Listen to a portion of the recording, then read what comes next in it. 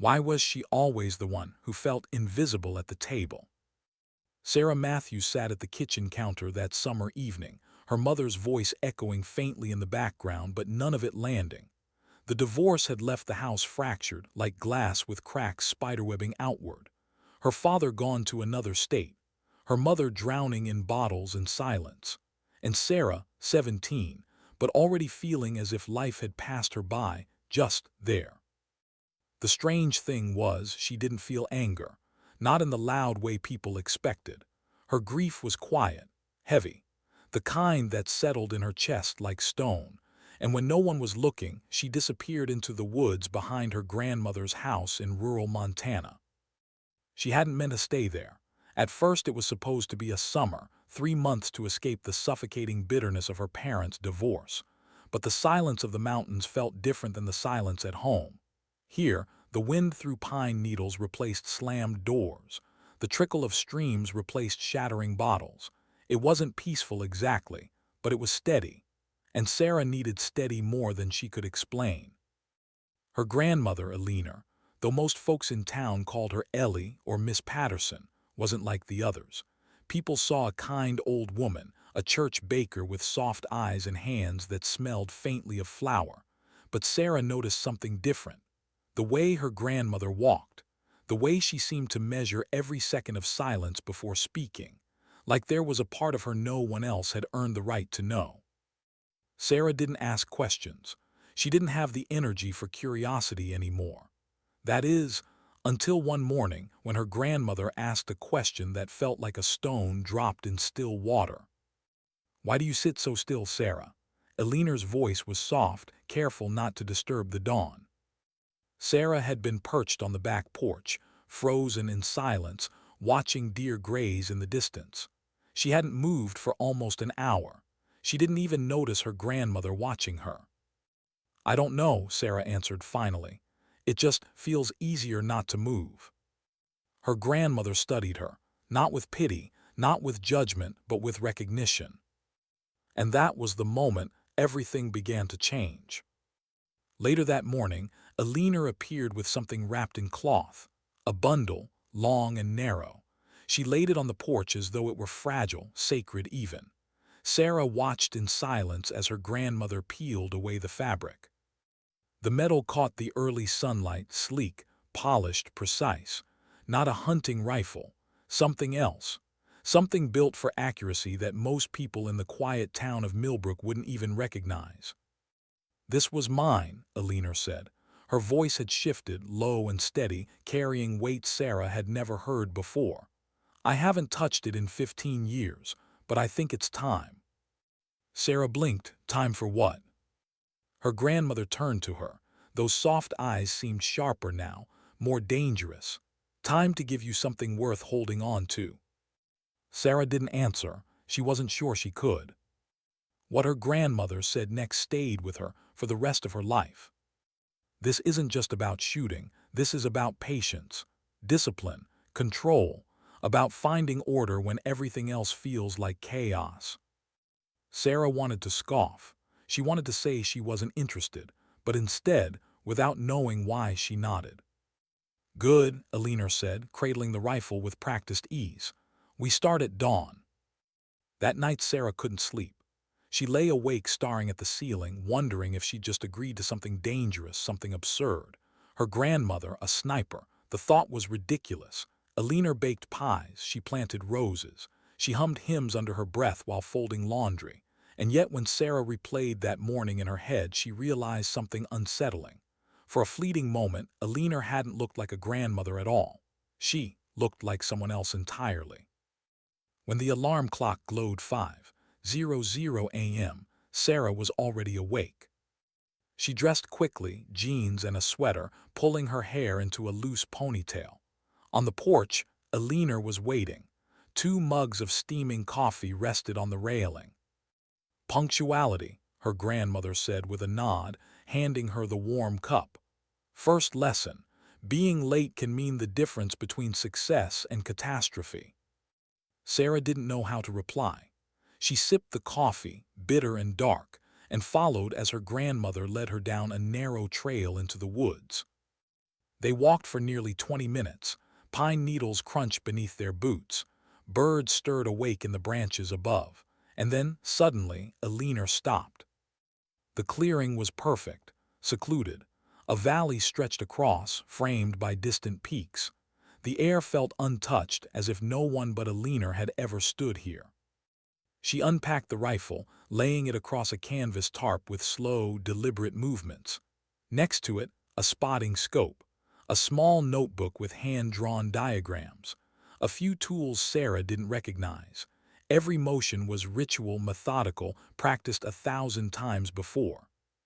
Sarah's heart beat faster. For the first time in months, she felt a flicker of something she hadn't recognized in herself for a long time: curiosity. Eleanor glanced at her. This isn't about pulling a trigger. True marksmanship is science, it's art, it's meditation. That first morning wasn't what Sarah expected. There were no shots fired, no targets hit. Instead, her grandmother sat her down on the cool earth and taught her how to breathe. "Listen to your body," Eleanor whispered, placing a steady hand over Sarah's chest. "Your heartbeat moves everything. Your lungs shift your aim. The stillness between breaths, that's where precision lives." For 2 hours, Sarah breathed. In, out, pause. She focused until the world narrowed to rhythm alone. And for the first time since her parents split, the noise inside her head dulled. "Better," Eleanor said, watching her. By the time they walked back, Sarah's clothes were dirty, her arms sore from holding postures Eleanor corrected again and again. But beneath the exhaustion was something unfamiliar. Not pride exactly, but relief. Relief that her mind had gone quiet. That night when Sarah lay in bed, her thoughts didn't race the way they usually did. For once, there was calm. Over the following days, training became routine. Dawn coffee, long hikes into the woods, breathing, positioning, balance. Eleanor repeated phrases until they sank into Sarah's bones. Your body is a tripod. Muscle memory is everything. Control is not stiffness, it's surrender. The rifle remained silent most mornings, lying on the tarp like a secret waiting to be unveiled. But Sarah didn't mind. What she was learning was different, bigger. It wasn't about a gun. It was about discipline. Still, questions brewed in the back of her mind. Why did her grandmother know so much? Why did she carry herself like someone who'd lived through something no one else in town could imagine? Why did her eyes sharpen when she touched that rifle, as if a different life flickered just beneath the surface? One evening, Sarah found herself blurting the thought she had been holding back. "Grandma, why are you teaching me this?" Eleanor didn't answer right away. She simply wiped her hands on a dish towel, looked out at the darkening horizon, and finally said, "Because, Sarah, you're steadier than you realize. And steadiness, when the world falls apart, can save lives." Sarah felt her chest tighten. She wanted to ask more, to push. But the weight in her grandmother's voice silenced her. That night she dreamed of crosshairs and windswept ridges. She dreamed of silence, pierced by a single shot. She woke up with a thought she couldn't shake. What had her grandmother lived through? And why, after all these years, had she chosen Sarah, the quiet, broken girl with no sense of direction, to carry that knowledge forward? Sarah didn't know the answer, not yet. But she would. Soon. Why did her hands shake when the rifle was finally loaded? For weeks, Sarah had practiced without firing a single bullet. Breathing, positioning, balance. Muscle memory drilled into her body until lying in the dirt felt almost natural. She had grown used to the rhythm of mornings with her grandmother, the dawn walks, the whisper of pine trees, the steady correction of her stance. But now, as Eleanor slipped a single round into the chamber, everything shifted. The metal clicked shut, sharp in the silence, and suddenly the weight of what she held sank in. This wasn't just wood and steel anymore. It was power. Her grandmother watched her carefully. "Your heartbeat will feel louder now. Don't fight it, control it." Sarah settled into her prone position, elbows biting into the earth. Through the scope, the world narrowed to a circle of glass. A target waited 300 yards away, a pale dot against the shadowed canyon wall. Her breathing stuttered. She forced herself to remember. Inhale, exhale, pause. Her finger touched the trigger. Too much pressure and the shot would betray her. Too little and hesitation would own her. Trust the pause, Eleanor murmured from behind the spotting scope. Let the stillness decide. Sarah squeezed. The crack of the rifle shattered the valley. Her shoulder jolted from the recoil. For a heartbeat she flinched, then steadied. She forced herself to keep her eye in the scope to see where the bullet landed. It struck just outside the small circle painted on the target. Her breath caught. She had missed. But when she lifted her head, Eleanor wasn't frowning. In fact, she was nodding, the corner of her mouth curving upward. "Outstanding for a first attempt," she said. "Better than many soldiers I've trained." Sarah blinked. Soldiers. The word hung in the air. She expected her grandmother to backtrack, to brush it off. Instead, Eleanor only adjusted the scope and gestured back toward the rifle. Again. Sarah lay down once more, hands steadier, breathing calmer. The second shot landed closer to the center. By the fifth, she felt the rifle's rhythm in her bones. It was no longer violence in her hands, it was calculation. Breath, pause, release. As the shots echoed across the canyon, Sarah felt something stir inside her. Not pride exactly, something quieter, a strange peace. Later, sitting on the porch as the sun bled out behind the mountains, Eleanor handed her a glass of water and spoke with uncharacteristic heaviness. "Sarah, there's something you need to understand. Every shot must be purposeful. The moment you become casual with this weapon, you become dangerous to yourself and everyone else." Sarah studied her grandmother's face. The wrinkles seemed deeper in the fading light, carved by years of memory. "Did you ever regret it?" she asked quietly. Eleanor's gaze drifted to the horizon. "Regret doesn't change what's done. The question is whether you lived with purpose when you made the choice." The answer unsettled Sarah more than silence would have. That night, while her grandmother prepared dinner, Sarah sat at the old desktop computer in the living room. She typed in words she had never connected to Eleanor before. Female sniper, military marksmanship, elite training. What she found startled her. Snipers weren't just good shots. They were elite operators, trained to move unseen, wait for hours in the dirt, measure wind with instinct, and decide life or death with a single squeeze of a trigger. The thought sent a chill through her. Could her grandmother really have been one of them? The next morning, Eleanor acted as if nothing had changed. But Sarah noticed subtle differences now. The way her grandmother's eyes swept the horizon before they entered the woods. The way her hands never trembled, no matter how carefully she loaded a round. The way silence seemed to obey her. Training grew harder. Wind calculations, bullet drop, reading the forest. Eleanor began to speak less, allowing Sarah to work through mistakes on her own. The lessons felt less like guidance and more like tests. One afternoon, while practicing observation, Sarah noticed movement on a distant ridge. She grabbed the spotting scope. Hikers, 3 of them, but one limped badly, leaning on another's shoulder. The third waved frantically, signaling for help. "They're in trouble," Sarah said.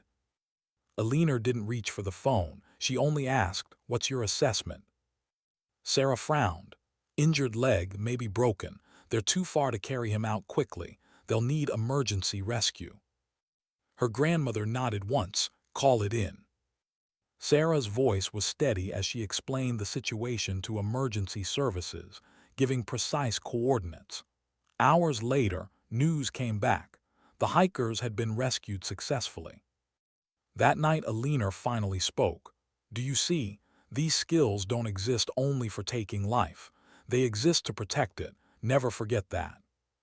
Sarah didn't sleep easily. Her mind kept circling back to the strange authority in her grandmother's voice. How many times had Eleanor been the one making life-and-death calls? Weeks bled into months. Summer thickened. Sarah's arms grew stronger, her patience longer, her shots cleaner. The girl who had once walked with slumped shoulders now stood straighter. Her mother even noticed it over the phone, remarking that Sarah sounded older. But with growth came unease. Because Sarah was starting to realize something. Eleanor wasn't just training her like a hobby. Every lesson was layered. Every correction carried weight. This wasn't casual. This wasn't normal. And then came the morning, when Eleanor decided to stop hiding. Sarah arrived in the kitchen expecting coffee and another dawn trek into the woods. Instead, her grandmother sat at the table with a locked metal box before her. Her hands rested on top of it, still and deliberate. "Sit," she said.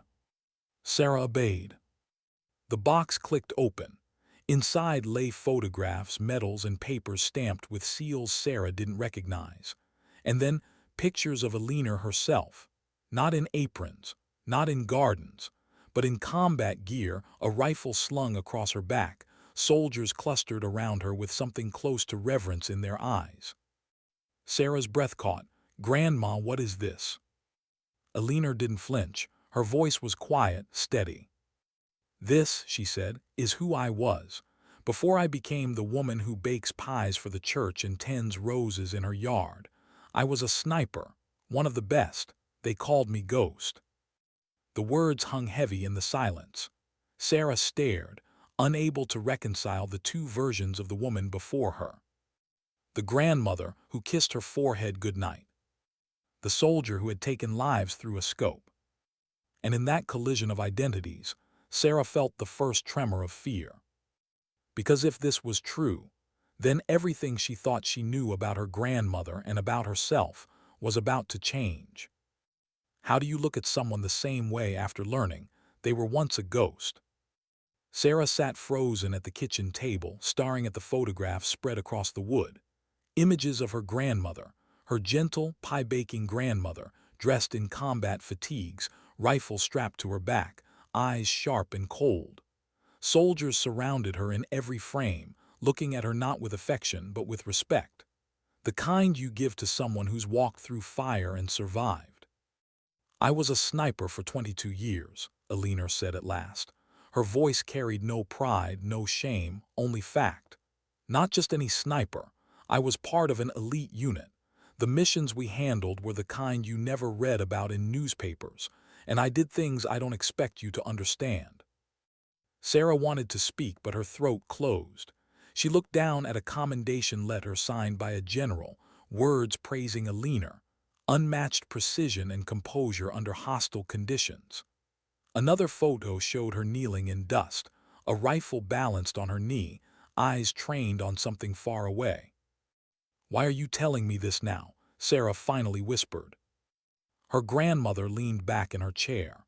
"Because, Sarah, you're ready to carry the truth, and because your skills are growing faster than I expected.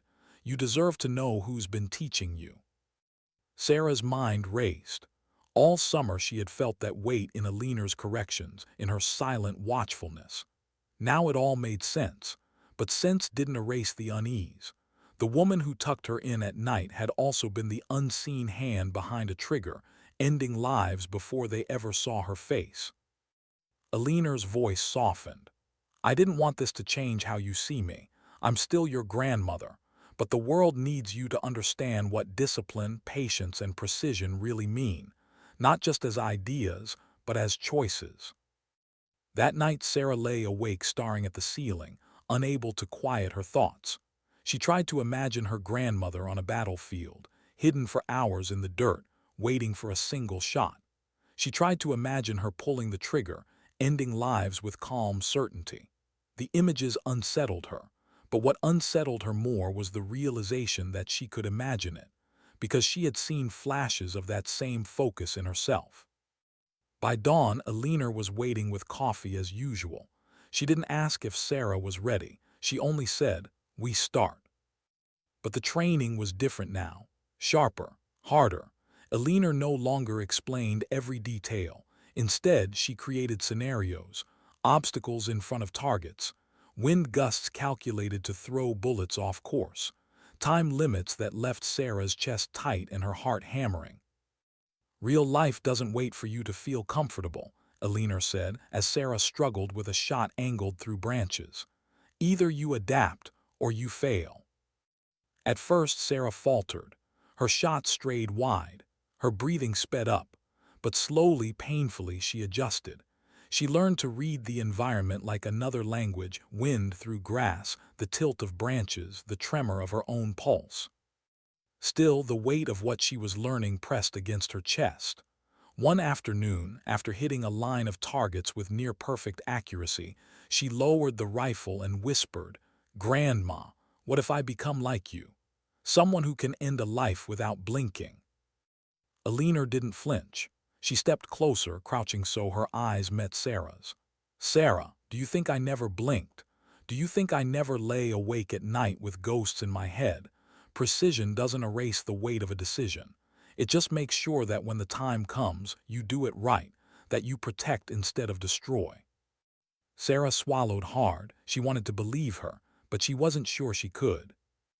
The next weeks blurred into harder tests, shooting from kneeling positions, firing after sprinting to elevate her heart rate, tracking moving targets. Every time she thought she had reached her limit, Eleanor pushed further. "Patience is a weapon," her grandmother would remind her, "but so is urgency. You need both." And as her skills sharpened, something else began to shift. Her body carried itself differently, shoulders squared, steps deliberate.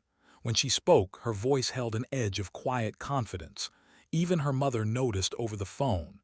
"You sound older," she said one night. Sarah didn't know how to answer. She only knew she wasn't the same girl who had arrived broken weeks before. But pride and fear lived side by side. Because every time she pulled the trigger, Sarah felt the weight of her grandmother's past pressing closer. She wasn't just learning to hit targets. She was inheriting a legacy. One evening, Eleanor sat her down again, this time not with photos but with stories. "There was a mission once," she began slowly. "We were tasked to support a convoy moving through hostile territory.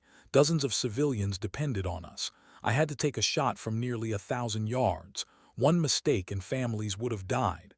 Her eyes grew distant, remembering. "I made the shot, and I saved them. But the man I killed that day had a photograph in his pocket, a wife, children. I've never forgotten that." Sarah's throat tightened. "That's the truth of what I'm teaching you," Eleanor continued. "You cannot escape the weight of your choices. All you can do is carry them with dignity." Sarah went to bed shaken, her mind tangled between pride and dread.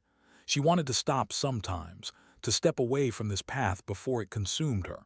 But the strange thing was, she couldn't. Because for the first time in her life, she felt steady. And steady was something she had always longed for. The next morning, Eleanor pushed her harder than ever before. Targets hidden behind obstacles. Shots at different elevations. Split-second decisions about which targets represented danger and which represented innocence. Sarah focused, breathed, fired. Every shot found its mark. When she lowered the rifle, Eleanor's face was unreadable. For a long time she said nothing. Then quietly she murmured, "You're surpassing me." Sarah froze. "What?" Her grandmother's eyes softened with pride but also with something like sorrow. "I trained soldiers for years, Sarah, and what I see in you, I've only seen a handful of times. Natural steadiness, judgment beyond your age. You have the gift, but gifts come with burdens." Sarah didn't know what to say, a gift or a curse. She wasn't sure anymore. That night she lay awake again, staring into the dark. The girl who had once hidden from the world was gone. In her place was someone else, someone with a rifle, someone who could calculate distance and wind with instinct, someone her grandmother called gifted. But in the silence, a question kept echoing. Was she becoming a protector? Or was she becoming a weapon? She didn't know, not yet. But soon, life would force her to find out. How do you know if training has truly prepared you? Until the world stops being practice. By late summer, Sarah's mornings no longer felt like lessons. They felt like trials. Eleanor no longer guided each step, no longer corrected every posture. Instead, she created conditions designed to break concentration. Shifting winds, fading light, targets hidden behind brush or angled awkwardly through narrow windows of view. Perfect conditions don't exist in life, her grandmother reminded her. If you wait for them, you'll fail. Adaptation is the skill. Adaptation is survival. Sarah learned to adapt. She learned to trust her instincts when the numbers and calculations blurred together. She could feel the weight of wind on her cheek, the density of air in her lungs, the subtle shift in balance when her heartbeat threatened to move her sight line. But with every lesson came the shadow of what those skills meant, because every correction whispered a truth. These weren't tricks. These were tools, tools that could kill as easily as they could protect. One morning, Eleanor set up a complex course, multiple targets, some painted with clear markers of hostiles, others blank, representing civilians. Sarah had to choose quickly, firing at the right shapes and ignoring the wrong ones, all within a strict time limit. The pressure was suffocating.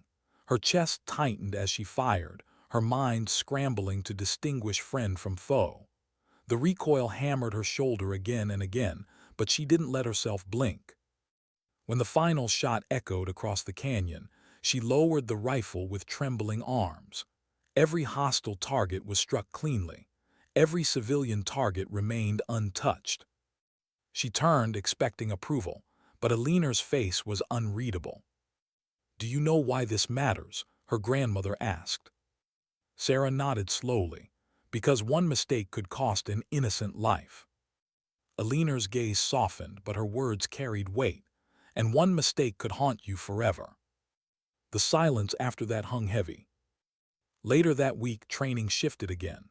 No longer just marksmanship, fieldcraft. Eleanor taught Sarah how to disappear in the forest, to move without sound, to use shadows and foliage as allies. Hours spent lying motionless beneath branches, bugs crawling across her skin, her body screaming to move, yet she didn't. Patience became another weapon, stillness another form of strength. But Sarah began to wonder something she didn't dare ask aloud. Why was Eleanor teaching her this? Why now, after all these years? And why her, out of everyone? She suspected the answer was buried in her grandmother's past, the past she only glimpsed through fragments and photographs. But Eleanor never offered more, and Sarah learned not to push. The real answer came unexpectedly. It was late afternoon, the sun sinking toward the mountains. Sarah had finished another grueling exercise and was packing up equipment when Eleanor suddenly stilled, her gaze fixed on the distant ridges. "Scope," she said sharply. Sarah obeyed instantly, swinging the spotting scope toward the horizon. At first she saw nothing, just endless green and gray. Then movement. 3 hikers, tiny figures against the slope.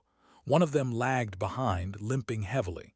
Another waved both arms, signaling distress. "They're in trouble," Sarah said. Eleanor didn't move. Assessment. Sarah's pulse quickened.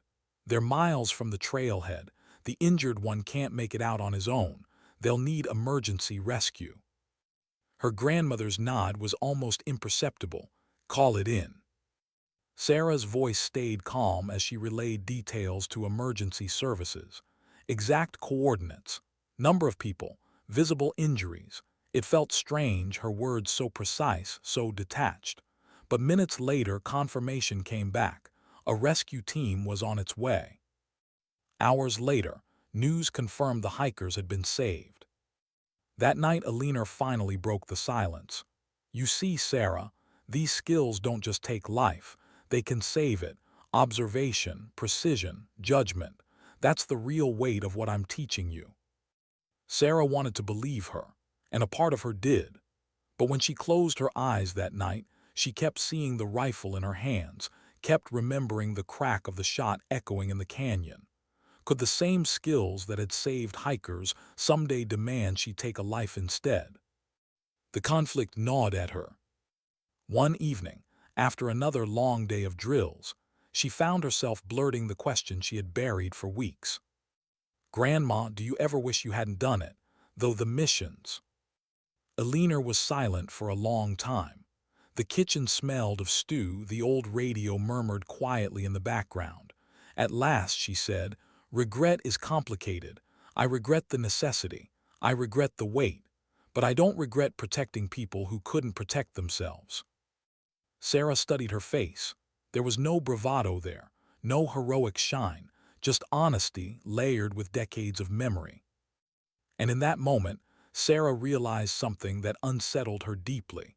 Eleanor wasn't teaching her for glory. She was teaching her for survival. Training grew harsher. Eleanor introduced time-stress scenarios, moving targets, rapid adjustments. The lessons became less about mechanics and more about judgment. One morning, Eleanor set up her most difficult test yet, a hostage scenario, targets painted with faint outlines of innocence mixed among hostiles. The exercise demanded flawless accuracy. Real situations don't give second chances, her grandmother warned. Sarah's palms sweated as she steadied the rifle. Through the scope, she studied the array. Every shot was a decision, every hesitation a risk. She fired one after another, clean, calculated, relentless. When it was over, Eleanor lowered her own scope. For the first time in weeks, she smiled fully. You didn't miss, she said softly, not once. But pride didn't flood Sarah's chest. Instead, a chill ran through her. Because in that moment, she realized the truth Eleanor had been guiding her toward all along. She wasn't just practicing anymore. She was becoming. And once you became something like this, could you ever go back? That night, Eleanor pulled the old metal box from her closet again. But this time, instead of photographs, she laid out something different. A set of commendations, letters, and notes written in her own hand. Tactical lessons, reflections from missions, words that carried the weight of blood and memory. These, she told Sarah, are yours now, my knowledge, my failures, my truths. I can teach you technique, but only you can decide what you'll do with it. Sarah ran her fingers over the pages. For a moment, she felt both awe and fear. Awe at the weight of the legacy being handed down, fear at the possibility of what carrying it might demand. Eleanor's voice dropped to a whisper. Skills like this, they change you, they separate you, but they also give you a choice to be someone who protects or someone who destroys. I can't make that choice for you. Sarah couldn't sleep that night. She sat at her window, staring out at the darkened mountains, torn between pride in what she was becoming and terror at what it meant. And somewhere deep inside, a question she couldn't silence whispered again and again. When the moment came, not practice, not drills, but real, would she make the right choice? She didn't know. But life was about to find out for her. What happens when the student surpasses the teacher? The mountains knew silence, but on that morning, silence felt like tension pulled taut. Sarah lay prone in the clearing, sweat trickling down her neck despite the chill in the air. Her rifle was steady, her breathing even, her heartbeat measured. Across the canyon, Eleanor had arranged her most complex test yet. Targets scattered at varying distances, some painted faintly with hostile markers, others concealed behind cover, partially hidden. The wind shifted unpredictably through the valley, a steady challenge against precision. This, Eleanor said, crouching beside her, is as close as I can make it to real. No room for hesitation. Innocence mixed with threats. Time constraints. Your shot sequence will decide whether people live or die. Sarah swallowed hard. She wasn't sure if Eleanor was speaking about the exercise or something else. She pressed her cheek to the stock, inhaled, exhaled, paused. Her grandmother's words echoed in her memory. Trust the stillness. The first shot cracked through the canyon. A clean strike, then another, and another. Her fingers worked with rhythm, each squeeze deliberate, each breath measured. Her world narrowed to glass, wind, and steel. The final shot broke the silence. The recoil rippled down her shoulder. Through the scope, Sarah saw every target fall exactly as intended. She lowered the rifle, her arms trembling, and turned to her grandmother. Eleanor was watching her with an expression Sarah had never seen before, not just approval, not just pride, but something heavier. "You didn't miss," Eleanor said softly. Sarah felt her chest tighten. She should have smiled, she should have celebrated. But instead, a strange unease prickled at her skin, because her grandmother's pride was laced with something else. Fear. "Grandma." Eleanor looked away, her gaze drifting toward the horizon. "You're doing things, Sarah, that even seasoned soldiers struggle to do. I've trained men twice your age who never reached this level. You have a gift." Sarah wanted to feel proud, but the word gift twisted in her chest. Was it a gift to be able to take a life so easily, or was it a curse? The training didn't stop, it only grew harsher. Eleanor introduced chaos into every scenario. She'd shout unexpected commands mid-exercise, forcing Sarah to adapt instantly. She'd set up multiple targets at erratic distances, some appearing after Sarah had already begun firing. She even had Sarah sprint uphill before dropping prone, her lungs burning, her chest hammering, forcing her to steady her scope against the rush of adrenaline. "Control," Eleanor barked as Sarah gasped for air. "Control isn't calm water. It's keeping steady when the storm tries to break you." Shot after shot, Sarah learned to find that steadiness even when her muscles screamed, even when her vision blurred with sweat. At night, the exhaustion was bone-deep. She'd collapse into bed, every muscle aching. But somewhere beneath the pain was something else, something she couldn't deny anymore. She was growing stronger, sharper, steadier. And Eleanor saw it too. One evening, after another brutal day of drills, they sat on the porch in silence, the Montana sky painted with streaks of fatting orange. Eleanor finally spoke. "You remind me of myself," she said quietly. Sarah turned, surprised by the softness in her tone. "When I was your age, I didn't know what steadiness meant. I only knew I had it. Others panicked. I didn't, and the world noticed. It pulled me into places I never expected, places I sometimes wish I had never gone. But it also gave me the ability to protect people who couldn't protect themselves." She paused, her eyes distant. "Now I see that same steadiness in you, maybe stronger." Sarah hesitated. "Is that a good thing?" Eleanor's jaw tightened. "It can be, if you choose carefully." Her words lingered like smoke. The next morning, Eleanor introduced her most punishing exercise yet. A hostage rescue simulation.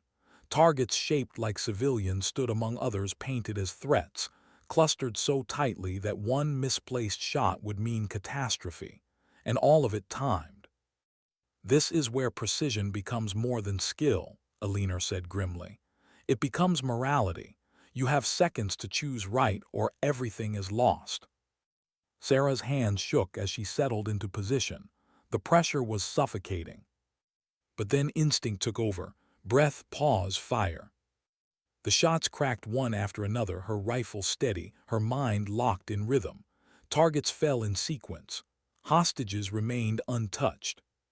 When the final shot echoed, silence swallowed the canyon again. Eleanor lowered her scope, staring at her granddaughter as if seeing her for the first time. "You did it," she whispered. "Every hostage safe, every threat neutralized, perfect." Sarah's chest heaved, her arms heavy. She lowered the rifle and looked at Eleanor, searching for her reaction. Her grandmother's eyes glistened faintly in the sunlight, pride, fear, and something like sorrow. "Sarah," Eleanor's voice trembled just slightly.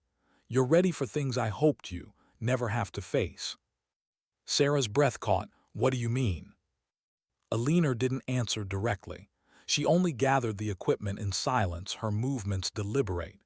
But Sarah felt it, the shift in the air. This wasn't just training anymore. It was preparation. That night, Eleanor pulled something from her closet Sarah had never seen before. A rifle case, long and sleek. Inside lay a custom-built weapon, polished and pristine, engraved with 3 simple words: precision, purpose, protection. Eleanor handed it to her granddaughter with steady hands. "This is yours now." Sarah stared stunned. "Grandma, This isn't a toy," Eleanor interrupted firmly. "This isn't a symbol, it's a responsibility. You will never use it recklessly. You will never use it for anything but protection. And you will practice always. Because skill without discipline is just danger waiting to happen." Sarah touched the rifle, her hands trembling. She felt the weight of it, not just the metal but everything it represented: trust, legacy, burden. "Why me?" she whispered. Eleanor met her eyes. "Because, Sarah, you were born steady. And steadiness, when the world falls apart, can mean the difference between despair and survival." Sarah swallowed hard, her throat tight. She wanted to protest, to say she wasn't ready, that she was still just a girl. But deep down, she knew the truth. She had been ready for longer than she realized. And yet, in the quiet of her room that night, she sat with the rifle across her lap, staring at it in the dim light. For the first time, she asked herself a question she had been avoiding all summer. What happens when steadiness demands something you can't take back? She didn't know the answer. But somewhere inside, she knew the day would come when she would have to find out. How do you go back to ordinary life once you've lived in the crosshairs? The bus ride home felt longer than Sarah remembered. She sat by the window, her new rifle stored carefully in its case beneath her seat, letters of recommendation and notebooks tucked into her backpack like contraband. Outwardly, she looked like any 17-year-old returning from a summer away. But inside, she knew she wasn't the same girl who had left. Every mile between Montana and her mother's small suburban house felt like another layer of disguise settling over her. She would have to walk through her front door as just Sarah again, not the girl who could steady her breath and strike a target 600 yards away, not the girl her grandmother called gifted. Just Sarah, daughter of a broken home, quiet senior at Millbrook High. Her mother hugged her at the door, the faint scent of wine still clinging to her clothes. "You look different," she said softly, brushing a strand of hair from Sarah's face. "Older." Sarah forced a smile. "Montana does that, I guess." But it was Montana. It was Eleanor. It was mornings in the dirt, nights spent listening to stories whispered from a past Sarah still struggled to comprehend. It was a rifle that now sat hidden in her closet, its polished barrel catching the dim light like a reminder. School began again and Sarah slipped into routine. Hallways crowded with chatter, lockers slamming, teachers droning about college applications. But she noticed things differently now. The way people's shoulders tightened when they were nervous. The way a friend's breathing quickened before a test. The way her own heart slowed automatically when stress threatened to rise. The steadiness her grandmother had drilled into her never left. She caught herself using it in small ways, holding her breath before answering a difficult question in class, studying the environment in crowded hallways like she was scanning for threats. She wasn't trying to, it simply happened. And people noticed. "You've changed," her best friend, Rachel, whispered one day over lunch. "It's like you don't get rattled anymore. Even when Mr. Dunn called you out yesterday, you just looked at him like you already knew what he was going to say." Sarah shrugged, unsure how to explain. "Guess I just don't sweat the small stuff anymore." But inside, she wondered, was she still supposed to sweat it? Was she supposed to feel like an ordinary teenager again? The truth was, she didn't, she couldn't. As weeks turned into months, she carried the dual weight of two identities. To her classmates, she was Sarah Matthews, quiet, maybe a little distant, maybe a little stronger than before. To herself, she was something else entirely, a girl who had been trained by a ghost, a girl who carried a weapon and a legacy in silence. College came next, criminal justice of all things. It felt like a bridge between who she had been and who she was becoming. Eleanor had approved of the choice, sending her off with words that still rang in her ears. "Remember, Sarah, skills mean nothing without values. Protect, serve, never lose that compass." Campus life buzzed with noise, laughter spilling from dorms, professors lecturing in echoing halls, students rushing across the quad with backpacks bouncing on their shoulders. But Sarah still carried herself differently. She woke before dawn, running the wooded trails around campus in silence. She practiced breathing techniques when stress pressed in. She kept her rifle secured with her camping gear, locked and hidden, because Eleanor had taught her readiness wasn't paranoia, it was discipline. And then came the morning when the world decided to test her. It started like any Saturday. The air was crisp, the leaves crunching underfoot as she jogged through the wooded hills behind campus. The rhythm of her breathing was steady, each stride measured. The forest reminded her of Montana, the silence, the scent of pine, the feel of earth beneath her shoes. She reached the top of a small hill and paused, letting the cold air fill her lungs. That's when she heard it. Sharp metallic wrong. Gunfire. The sound carried from the direction of campus, echoing across the trees. Rapid bursts, not hunting rifles. Panic instantly replaced rhythm. Sarah froze, instincts kicking in faster than thought. She scanned the horizon, triangulating the source. Her training whispered the truth before her mind caught up. An active shooter. She yanked her phone from her pocket, dialing emergency services even as she sprinted for higher ground. Her voice was steady, precise when the dispatcher answered. "There's an active shooter on the university campus. I'm on the ridge north of the main quad. Shots are coming from the academic building, third floor, east window. Multiple casualties possible. Send immediate response." Her own calm startled her, but she didn't have time to think about it. Through the trees, she spotted the chaos below. Students running, screaming, stumbling over one another. Some ducked behind benches, others sprawled on the ground where they'd fallen. The sharp flash of muzzle fire blinked from a high window in the main hall. Sarah's chest tightened. She could see the shooter clearly through her binoculars, a man reloading calmly, almost mechanically, as if every second belonged to him. Police sirens wailed faintly in the distance, still minutes away. And Sarah knew, every minute was blood, every delay was another life.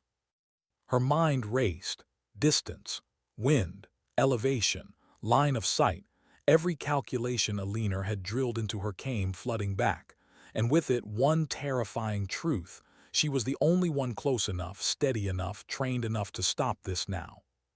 But was she ready? She sprinted down the ridge, her legs pumping, lungs burning. Her car was parked near the trailhead half a mile away. She tore through the trees, unlocked the trunk, and pulled the long case free. The rifle her grandmother had given her. Precision, purpose, protection. Her hands shook as she snapped the case open, assembled the weapon with movements etched into muscle memory. The sound of gunfire still cracked through the air, each shot a countdown she couldn't ignore. Back up the ridge, breath tearing in her throat, knees scraping dirt, she dropped prone at the overlook, 800 yards from the building. The shooter leaned back into the window, fresh magazine in his hands. Students below were trapped, no cover, no chance. Sarah's body moved like it had been waiting for this moment all along. She set the bipod, adjusted the scope, steadied her cheek against the stock. Her breathing slowed, her heartbeat steadied. Through the scope she could see the shooter's face, detached, cold. Her finger rested on the trigger. And in that instant, every lesson from Eleanor roared inside her. Every shot must be purposeful, every shot must protect. This is not about glory, it's about responsibility. Sarah inhaled, exhaled, paused, and squeezed. The rifle cracked. Through the scope she saw the bullet strike true. The shooter dropped instantly, the weapon slipping from his hands. For a moment the campus was silent. Then chaos shifted into stunned quiet, sirens closing in. Sarah stayed prone, scope steady, watching until police stormed the building and confirmed the threat was neutralized. Only then did she lower the rifle. Only then did her breath release in a shaky rush. She had done it, the perfect shot. But instead of triumph, her chest filled with something heavier. Because now she finally knew. Steadiness wasn't a gift, it was a burden. And once you carried it, you could never set it down again. What does it mean to be called a hero when all you feel is the echo of a gunshot? Sarah sat on the curb outside the university's science hall, hands still trembling, though no one noticed. Police officers swarmed the area, their radios buzzing with static and clipped commands. Students huddled in clusters, crying, whispering, staring at the shattered windows of the building. She had already handed her rifle over to authorities, surrendering it with calm explanation, though inside she felt anything but calm. "You're safe now," an officer told her gently, but the words rang hollow. She wasn't the one who needed saving. She had saved them.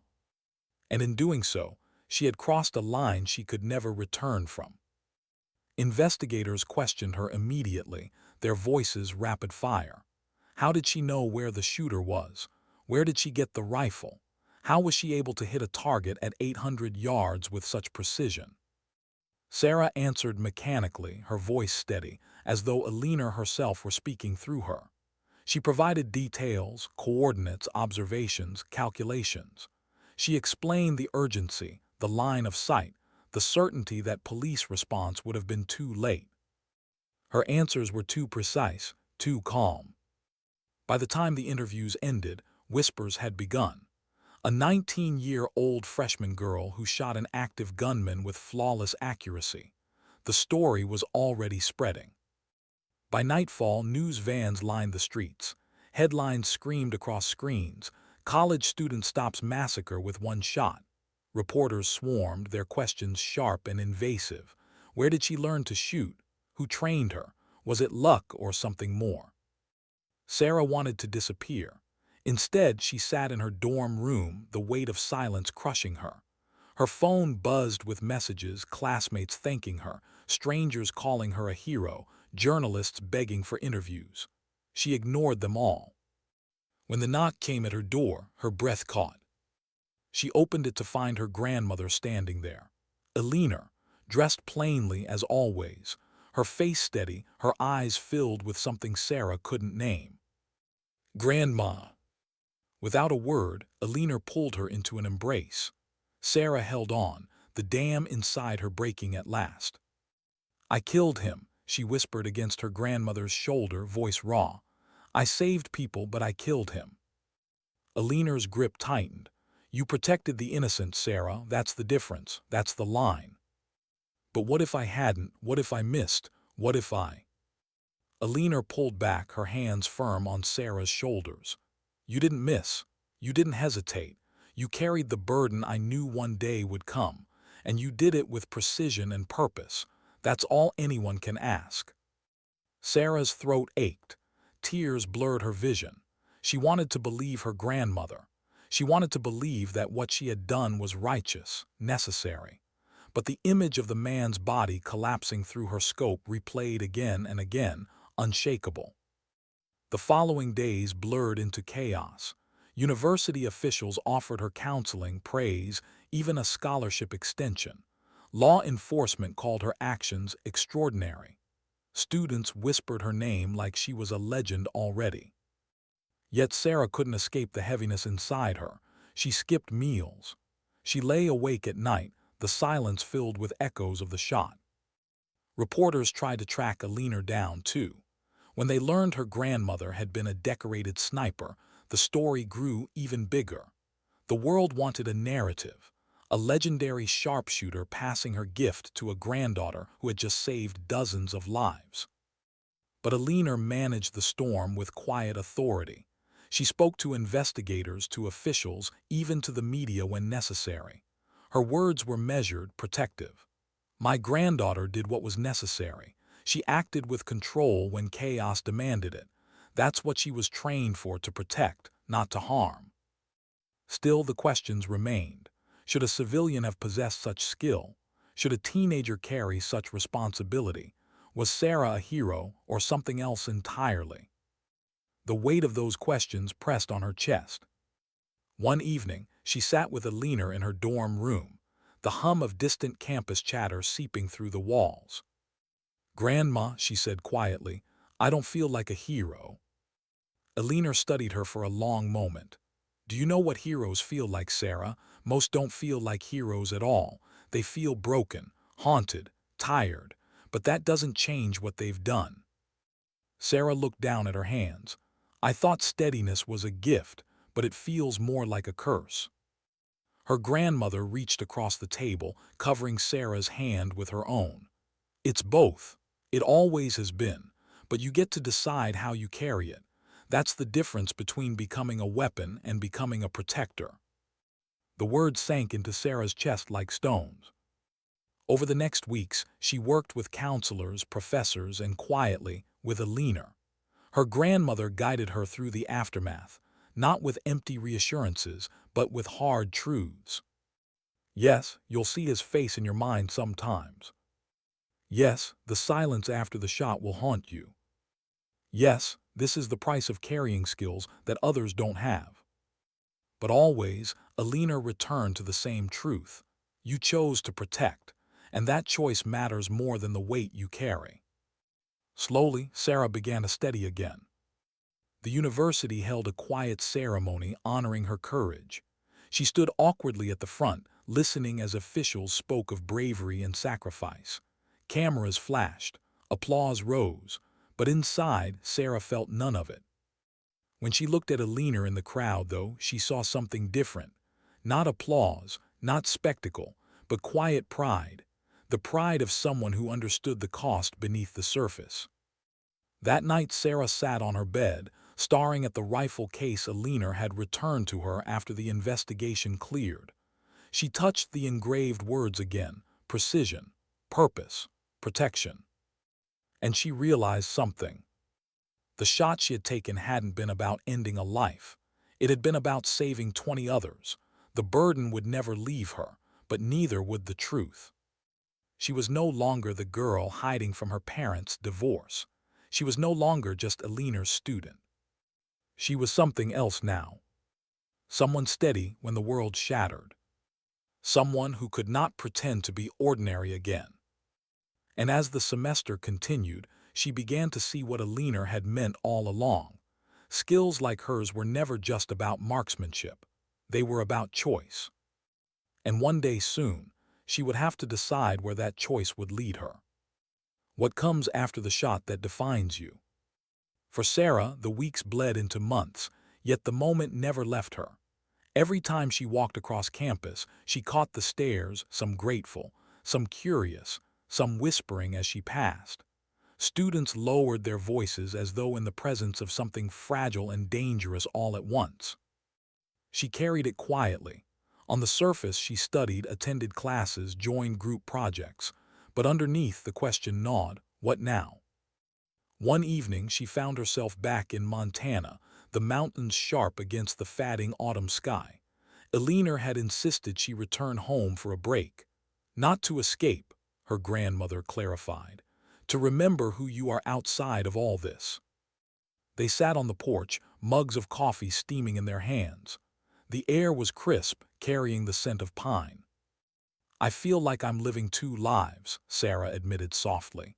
"There's the me who goes to lectures and eats in the cafeteria, and then there's the me who pulled a trigger and changed everything. I don't know which one is real." Eleanor studied her with those steady eyes that had once unnerved Sarah and now anchored her. "Both are real, both are you, but only one will define the choices you make." Sarah looked down at her hands. They didn't shake anymore. That somehow frightened her most of all. "Do you regret it?" she asked suddenly. Eleanor was silent for a long moment. Then she said, "I regret that the world ever required me to use those skills, but I don't regret protecting people who needed protecting.